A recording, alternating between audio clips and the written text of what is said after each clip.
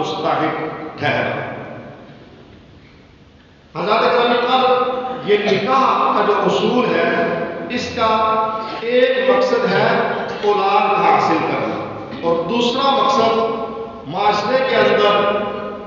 فساد کی جو جڑیں ہیں ان کو ختم کرنا۔ اب اسی فساد کو ختم کرنے کے والے سے، بے حیائی کو روکنے کے والے سے، اللہ رب العزت نے مرد کو ایک نکاح کے ساتھ دو دو، تین تین اور چار چار کا حکم بھی دیا ہے، اور ساتھ ہی اس چیز پر زور دیا کہ اگر تمہاری مالی حیثیت اور بدنی استطاعت ہے اور اگر تم اس کے درمیان انصاف کر سکو تو نکاح کرو، جیسے کہ اللہ رب العزت نے ارشاد فرمایا فَانْكِحُوا مَا طَابَ لَكُم مِّنَ النِّسَاءِ مَثْنَىٰ وَثُلَاثَ وَرُبَاعَ،